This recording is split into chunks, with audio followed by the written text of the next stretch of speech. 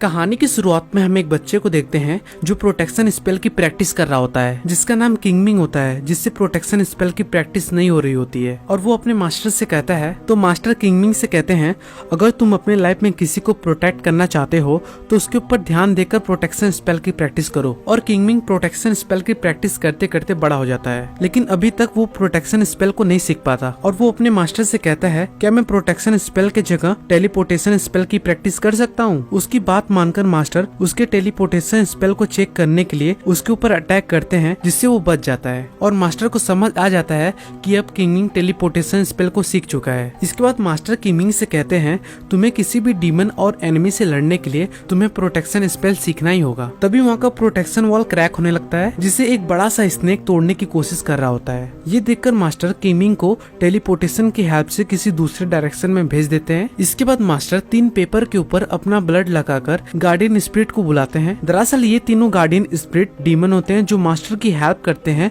और उन्हें सेव करते हैं, जिनका नाम snow horn, gold spirit and matte painter होता है। तभी वहाँ की वॉल तेजी से क्रैक होने लगती है। ये देखकर स्नो हॉर्न अपने पावर से उसके ऊपर बर्फ जमाने लगता है और मैट पेंटर भी अपने पावर से एक प्रोटेक्शन लेयर बनाता है। और एक डीमन जिसका नाम गोल्ड स्पिरिट होता है वो मास्टर को प्रोटेक्ट कर रहा होता है। इसके बाद मास्टर और तीनों गार्डियन स्पिरिट वॉल को प्रोटेक्ट करने की कोशिश करते हैं, पर स्नेक वॉल को तोड़कर बाहर आने लगता है। तभी किंगमिंग अपने कुछ साथियों को लेकर वहाँ पर आ जाता है। मास्टर शैतान स्नेक को देखकर सभी से कहते हैं, अपने प्रोटेक्शन स्पेल को यूज करो और अपने आप को उसके जहर से बचाओ। सारे लोग मास्टर की बात सुनकर प्रोटेक्शन स्पेल को यूज कर लेते हैं, लेकिन किंगमिंग प्रोटेक्शन स्पेल को यूज नहीं कर पाता और टेलीपोर्टेशन स्पेल का यूज करता है। मगर स्नेक के जहर से किंगमिंग का टेलीपोर्टेशन स्पेल खत्म हो जाता है। ये देखकर मास्टर अपने प्रोटेक्शन स्पेल को किंगमिंग के सामने एक्टिव कर देते हैं, जिससे वो बच जाता है। लेकिन मास्टर शैतान स्नेक के जहर से नहीं बच पाते। ये देखकर गोल्ड स्पिरिट स्नेक को रोकने के लिए स्नेक के मुंह में जाकर अपने आप को सेक्रीफाइस कर देता है। इसके बाद हम किंगमिंग को देखते हैं, जो बहुत ही ज्यादा सैड होता है, क्योंकि मास्टर उसे बचाने के लिए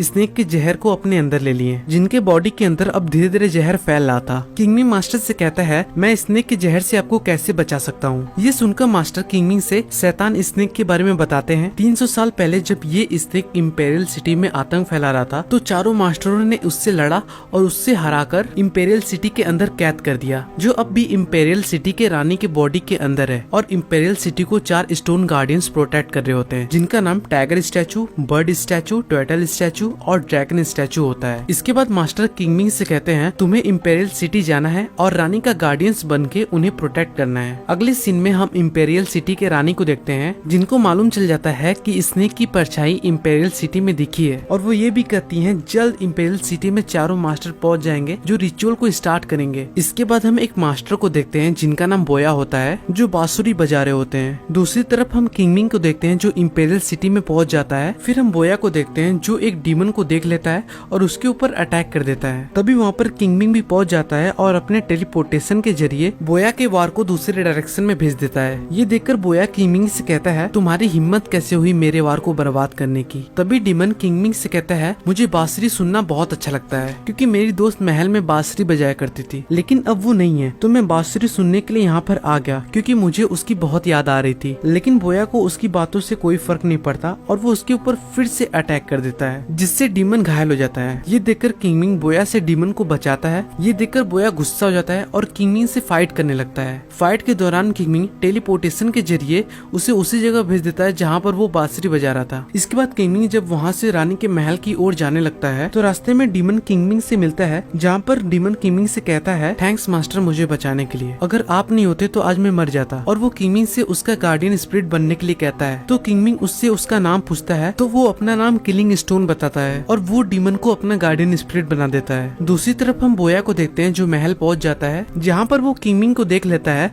और उससे कहता है, तुम यहाँ पर क्या करने के लिए आए हो? तब किंगमिंग बोया से कहता है, मैं भी एक मास्टर हूँ। तभी वहाँ पर एक और मास्टर आ जाती है जिनका नाम लॉन्गे होता है। उसी वक्त रानी का वहाँ पर प्रिस्ट भी आ जाता है। किंगमिंग प्रिस्ट को देखते ही रह जाता है, क्योंकि प्रिस्ट का फेस उसके मास्टर की तरह होता है। तभी प्रिस्ट तीनों मास्टरों से कहता है, आज जल्दी सो जाइए, क्योंकि कल हमें रिचुअल स्टार्ट करना है और चारों स्टैचू को जगाना है। इसके बाद सब मास्टर अपने अपने कमरे में चले जाते हैं। फिर हम किंगमिंग को देखते हैं जो अपने तलवार को रख रहा होता है। तभी उसे एक मैजिक ईयर दिखता है, लेकिन वो कुछ भी नहीं करता और जाकर सो जाता है। अगली सुबह सारे मास्टर एक जगह इकट्ठे होते हैं, जहाँ पर रानी की बेटी प्रिंसेस आती है। उसी वक्त गार्ड आता है जो सभी से कहता है, मास्टर होंगरू मर गए हैं। तो ये बातें प्रिंसेस रानी से कहती हैं। तो रानी पर्दे के पीछे से प्रिंसेस से कहती हैं, जल्द से जल्द इन्वेस्टिगेशन स्टार्ट करो और किलर को पकड़ो और मास्टर होंगरू की जगह प्रिस्ट को मास्टर बनाओ, क्योंकि बिना 4 मास्टर के हम रिचुअल को पूरा नहीं कर सकते। इसके बाद सब बाहर आते हैं और मास्टर के डेड बॉडी को देखते हैं तो उन्हें मालूम चल जाता है कि मास्टर को हेयर डीमन ने मारा है। तभी मास्टर सोग्यू कहते हैं, इंपेरियल सिटी में तो कोई डीमन एंट्री कर ही नहीं सकता, क्योंकि हमने महल के चारों तरफ प्रोटेक्शन वॉल को लगाया है। तभी मास्टर लोंगे कहती हैं, हो सकता है कि डीमन हम लोगों के बीच में है। और वो प्रिंसेस से कहती हैं, क्या मैं डीमंस को पकड़ने की कोशिश करूं? उनकी बातें सुनकर सारे मास्टर और रानी एग्री हो जाते हैं। इसके बाद वो वहाँ पर एक डीमन पॉट लेकर आती हैं, जिसके अंदर डीमन को ट्रैक करने वाली मछलियाँ होती हैं। जब वो पॉट को वहाँ पर रखती हैं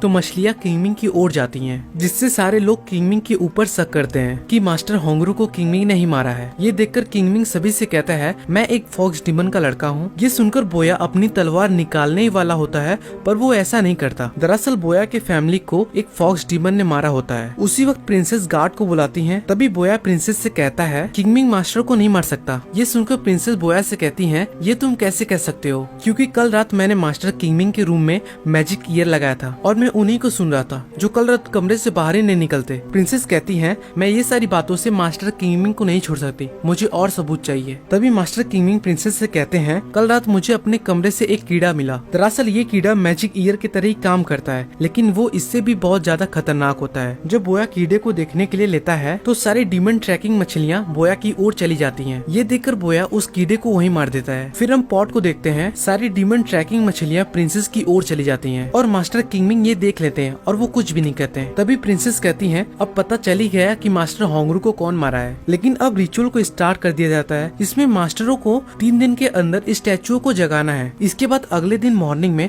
मास्टर ड्रिंक कर रहे होते हैं तो वो बोया को देखकर उसको ड्रिंक करने के लिए बुलाते हैं। तभी बोया को पता चल जाता है कि उसके पीछे एक डीमन आ रहा है और वो अपनी तलवार से उसके ऊपर अटैक करने ही वाला होता है। तभी मास्टर किंगमिंग डीमन को बचा लेते हैं, जिसका नाम बटरफ्लाई डीमन होता है। इसके बाद रात में हम 3 मास्टर को देखते हैं जो डीमंस को पकड़कर उसे मारकर उसका सोल ले लेते हैं। इसके बाद हम बोया को देखते हैं जो डीमन सोल को लेकर टाइगर स्टैचू को दे देता है, जिससे टाइगर स्टैचू अब रेडी हो जाता है। और इसी तरह मास्टर लोंगे भी स्टैचू को डीमन सोल दे देती हैं, जिससे वो रेडी हो जाता है। फिर हम किंगमिंग को देखते हैं जो रात के वक्त मास्टर सोग्यू के पास जाता है और उनसे पूछता है, क्या हम पहले मिल चुके हैं? मास्टर सोग्यू कहते हैं, हमें ऐसा नहीं लगता, क्योंकि मैं कई सालों से इसी महल में रह रहा हूँ और मैं मास्टर जोंगसिंग का एंजल गार्डियन हूँ, जो मुझे यहाँ छोड़कर चले गए रानी को प्रोटेक्ट करने के लिए। ये सुनकर किंगमिंग बोलता है, मास्टर तो मर चुके हैं। तभी सोग्यू अपने हाथों को दिखाता है और किंगमिंग से कहता है, मैं भी अब कुछ दिनों में मर जाऊंगा। इसके बाद सोग्यू डीमन सोल को लेकर ईगल स्टैचू को दे देता है। दूसरी तरफ हम प्रिंसेस को देखते हैं जिनके ऊपर डीमन अटैक कर देता है। जब किंगमिंग और बोया को पता चलता है तो वो तुरंत प्रिंसेस के पास जाते हैं, जहाँ पर वो देखते हैं प्रिंसेस के अंदर डीमन छिपा हुआ है। किंगमिंग ये देखकर प्रिंसेस की बॉडी के अंदर एक नुकीला स्ट्रिप डालता है और डीमन को अपने अंदर ले लेता है। लेकिन अब किंगमिंग की हालत खराब होने लगती है। ये देखकर बोया समझ जाता है और किंगमिंग के हाथों के ब्लड को निकाल कर रिचुअल को कंप्लीट कर देता है। उसी वक्त इंपेरियल सिटी के प्रोटेक्शन के वॉल के ऊपर कोई डीमन ब्रेक करने की कोशिश करता है। ये देखकर बोया और किंगमिंग प्रिंसेस के पास जाते हैं तो वो देखते हैं रानी का प्रिस्ट मास्टर लोंगे से लड़ रहा है, जहाँ पर प्रिस्ट दोनों से बताता है मास्टर लोंगे रानी को मारने की कोशिश कर रही थी। इसी बात को लेकर चारों में लड़ाई होने लगती है। तभी वहाँ पर हेयर डीमन आता है और मास्टर लोंगे के ऊपर अटैक कर देता है और वो मरने से पहले किंगमिंग को कुछ बताने की कोशिश करती है, पर वो बता नहीं पाती और मर जाती है। इसके बाद किंगमिंग मास्टर बोया से मिलता है, जहाँ पर किंगमिंग बोया से कहता है,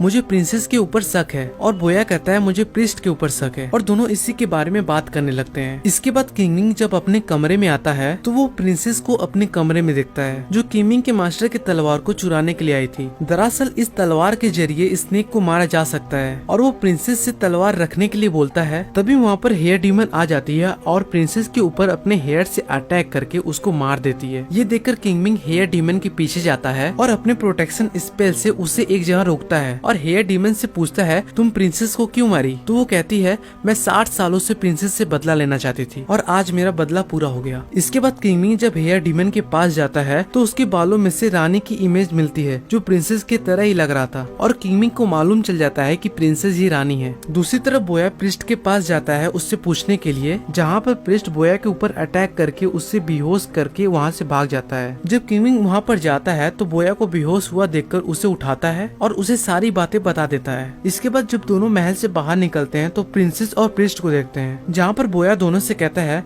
आप लोग रानी को क्यों धोखा दिए। तभी किंगमिंग बताता है ये प्रिंसेस नहीं रानी है, जिनको हमने पर्दे के पीछे देखा वो रानी का पुतला था जिससे ये प्रिस्ट यानी मास्टर सोयुग कंट्रोल कर रहा था। और तो और प्रिस्ट ने ही बाकी मास्टरों को हेयर डीमंस की हेल्प से मरवाया। बोया को किंगमिंग की बातें नहीं समझ में आ रही होती है तो किंगमिंग कहता है 300 साल पहले जब स्नेक इंपेरियल सिटी पर अटैक किया तो 4 मास्टरों ने उसे लड़कर उसे हराया और रानी के अंदर कैद कर दिया, जिसके कारण रानी इमोर्टल हो गई, जिससे वो कभी भी नहीं मर सकती हैं। और रानी के अंदर स्नेक होने की वजह से वो इंपेरियल सिटी के बाहर नहीं जा सकती थी, जिसकी वजह से मास्टर रानी को एक एंजल गार्डन देते हैं जो मास्टर की तरह ही दिखता है और मास्टर इंपेरियल सिटी को छोड़कर वहाँ से चले जाते हैं। रानी सोचती थी कि प्रिस्ट ही मास्टर है, लेकिन कुछ दिन पहले प्रिस्ट रानी से कहता है मैं मरना नहीं चाहता, मुझे तुम्हारे साथ ही रहना है और मुझे इमोर्टल होना है, जिससे रानी प्रिस्ट की बातें मान लेती हैं क्योंकि प्रिस्ट मास्टर की तरह ही लग रहा था और रानी को पता नहीं होता कि प्रिस्ट एक गार्डियन एंजल है। इसके बाद जब दोनों प्रिस्ट को रोकने के लिए जाते हैं तो प्रिस्ट टेलीपोर्टेशन के जरिए दोनों को किसी दूसरे डायरेक्शन में भेज देता है। दूसरी तरफ किंगमिंग टेलीपोर्टेशन के हेल्प से वहाँ से बाहर निकल जाता है और वो अपने टेलीपोर्टेशन के जरिए बोया को भी वहाँ से निकाल लेता है। इसके बाद हम रानी को देखते हैं जिनको बहुत ही ज्यादा पेन हो रहा होता है और उनके बॉडी के अंदर से एक स्नेक बाहर निकलता है। उसी वक्त हम किंगमिंग को देखते हैं जिसके मास्टर का तलवार अपने आप ही निकलता है और स्नेक को मारने के लिए जाता है, पर प्रिस्ट उसको रोक देता है और स्नेक को अपने बॉडी के अंदर निकल जाता है, जिससे प्रिस्ट अब इमोर्टल हो जाता है। लेकिन अब चारों मास्टर के स्टैचू जाग जाते हैं और प्रोटेक्शन लेयर से इंपेरियल सिटी को घेर लेते हैं, लेकिन एक मास्टर का स्टैचू नहीं जागता। दरअसल प्रिस्ट इस मास्टर को डीमन सोल नहीं दिया होता है और वो प्लान बनाया होता है कि इंपेरियल सिटी के एक साइड से वो निकल जाएगा। इसके बाद हम रानी को देखते हैं जो प्रिस्ट के साथ इंपेरियल सिटी से बाहर जा रही होती है और इसके साथ साथ इंपेरियल सिटी को स्नेक डिस्ट्रॉय करते हुए जा रहा होता है, जो अब बहुत ही ज्यादा बड़ा हो गया होता है। रानी इंपेरियल सिटी को बर्बाद नहीं होने देना चाहती थी, इसलिए वो प्रिस्ट को लेकर स्नेक के ऊपर से कूद जाती हैं, लेकिन स्नेक प्रिस्ट को अपने बॉडी के अंदर ले लेता है। इसके बाद हम मास्टर किंगमिंग और मास्टर बोया को देखते हैं। किंगमिंग ये देखकर अपने गार्डियन स्पिरिट को बुला देता है, जिसमें killing stone, mad painter, snow horn होता है। 2 गार्डियन स्पिरिट स्नेक से लड़ने के लिए जाते हैं और मैड पेंटर मास्टर किंगमिंग को सेव करता है और मैड पेंटर एक प्रोटेक्शन लेयर बना लेता है। फिर हम स्नो हॉर्न को देखते हैं जो प्रिस्ट से लड़ रहा होता है, लेकिन अब प्रिस्ट बहुत ही ज्यादा पावरफुल होता है और स्नो हॉर्न को मारकर नीचे फेंक देता है। ये देखकर किलिंग स्टोन उससे लड़ता है, पर प्रिस्ट उसको भी अपने पंजों से मारकर स्नेक से नीचे फेंक देता है। ये देखकर बोया किंगमिंग से कहता है मैं बर्ड मास्टर को उठाने के लिए जा रहा हूँ। ये बोलकर वो बर्ड मास्टर के पास जाता है। दूसरी तरफ हम स्नेक को देखते हैं जो मैड पेंटर को अपने मुंह में ले लेता है और अपने पावर से उसे अपने मुंह में ही मार देता है, जिससे मैड पेंटर का प्रोटेक्शन लेयर खत्म हो जाता है। इसके बाद हम बोया को देखते हैं जो अपने पावर से बर्ड मास्टर को उठाने की कोशिश करता है, पर वो मास्टर को रेडी नहीं कर पाता और वहीं गिर जाता है। तभी किंगमिंग के पास बोया आता है और उसे उठाने की कोशिश करता है।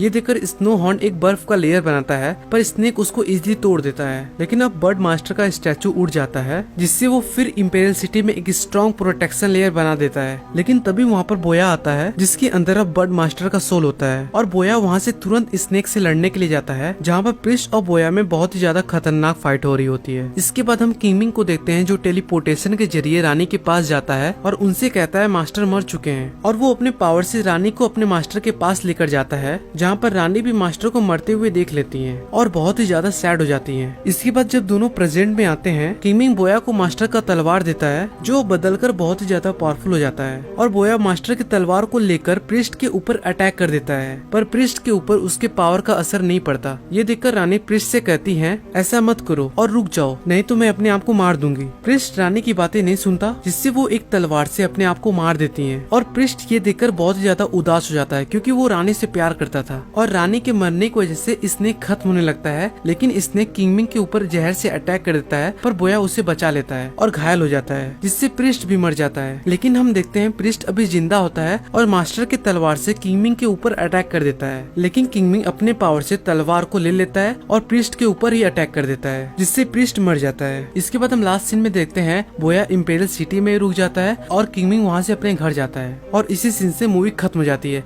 अगर दोस्तों आपको मेरी एक्सप्लेनेशन अच्छी लगी तो प्लीज चैनल को सब्सक्राइब और वीडियो को लाइक करना मत भूलिएगा। मैं जब भी कोई न्यू वीडियो अपलोड करूंगा तो आपको उसकी नोटिफिकेशन मिल जाएगी। तब तक के लिए guys bye bye, tata, take care.